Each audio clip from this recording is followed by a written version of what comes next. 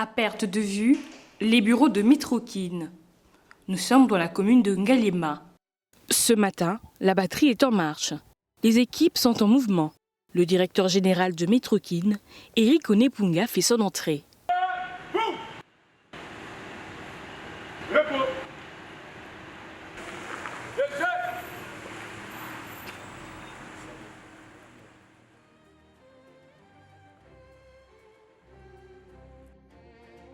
La journée vient à peine de commencer. Jessica Sumbu se prépare à stocker les informations confidentielles de l'entreprise. Elle en enregistre plusieurs, car c'est elle l'archiviste. Jessica fait partie de ces héros qui vont donner espoir à la population congolaise. Les services d'archivage, c'est un service très capital au sein d'une entreprise. Premièrement, je réceptionne, j'enregistre. Il y a des documents confidentiels, chaque lettre est numérotée par un numéro. Je suis là pour répondre aux besoins de chaque service qui est au sein de Métrokin afin d'atteindre l'objectif efficace à chaque demande. Ici, tout est sur mesure, du directeur des ressources humaines en passant par les ingénieurs en télécommunications. L'entreprise suit de près la concrétisation de ses objectifs. À chacun une histoire. Stanislas est l'un de ces braves qui a cru à cette vision. Aujourd'hui, il nous fait part de son intégration. J'ai rencontré un certain monsieur qui travaillait déjà dans ce projet et il me dit on va vous doter d'un train urbain. Où ça? Ici, à Kinshasa. Un train urbain. Mais qu'est-ce que vous racontez? Un train urbain, c'est qu'on voit en Chine, au Japon, etc. Oui, exactement. J'ai dit d'accord, moi j'aimerais bien voir ça. Et on a mis notre cœur là, on croyait à ça. D'après tout ce qui se disait sur la table, on disait ouais, on va y arriver. On était optimistes en tout cas. Pour ce septuagénaire, la retraite est un mot à abolir, car l'envie de servir sa nation reste une passion. J'ai eu à gérer le personnel dans une grande entreprise multinationale, SEB Congo. Je suis retraité et c'est sur base de mon expertise que j'ai été consulté. J'ai été contacté par le comité de gestion de Métrokin pour essayer d'apporter mon expertise dans cette nouvelle société de transport ferroviaire. J'aime beaucoup le transfert des compétences. Je ne peux pas accepter d'être enterré avec les compétences.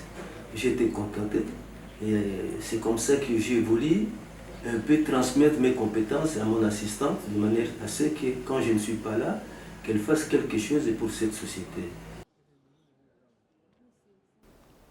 Une histoire d'enfance, un rêve qui pourrait devenir une réalité pour Souzy Lubuya. Car la modernisation qu'apporte Métrokin la plonge dans les annales de ses années enfantines. J'ai vu les trains circuler, je crois j'avais 13 ans, des magasins jusqu'à vers Carigré. J'ai vu avec mes propres yeux ces trains-là. Et depuis 1998, j'ai plus revu le train dans ces coins-là. Et quand j'étais petite aussi, j'ai eu à prendre le train une fois à Kimwenza jusqu'à la gare centrale. J'ai vu comment à l'époque le transport était tellement difficile. La conquête du financement reste l'élément déclencheur de ce projet.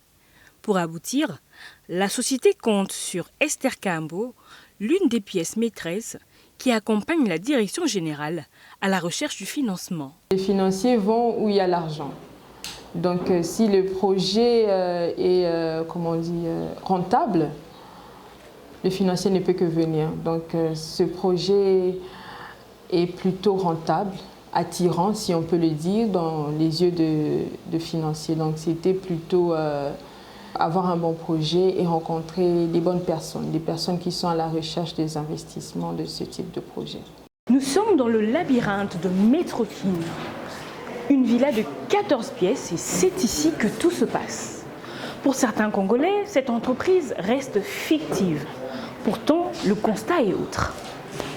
Pochoglo, ingénieur en télécommunications, est l'un de ces Congolais qui a choisi d'apporter son expertise pour bâtir sa nation.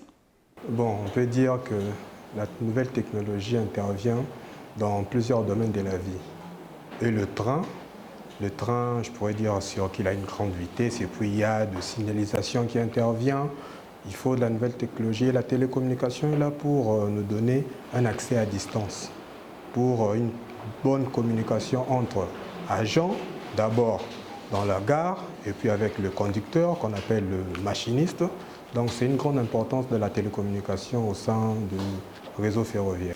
Sous la vision nationale du chef de l'État, Félix-Antoine Tshisekedi, Métro-King bénéficie du soutien du gouvernement congolais à travers l'autorité urbaine de la ville de Kinshasa, de la primature, des ministères des Finances, du portefeuille et du transport en mettant les moyens nécessaires pour la libération des emprises, notamment la relocalisation des riverains s'étant installés le long des rails, la déviation du réseau des pipelines de SEP-Congo, de la fibre optique des réseaux de télécommunications, des tuyauteries de la Régie des eaux et du réseau électrique de la SNEL.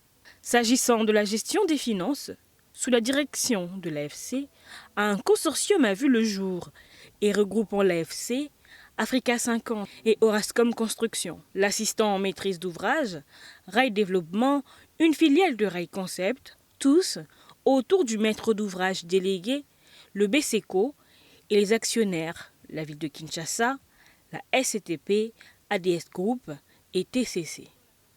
Ce début d'année est marqué par la signature du contrat de financement avec l'Africa Finance Corporation, AFC en sigle. Et le premier semestre de l'année sera consacré à l'indemnisation des riverains et la libération des emprises. Ensuite, les gares sortiront de terre et les travaux de construction se poursuivront. Et ce rêve de voir un métro léger circuler dans la ville de Kinshasa deviendra réel.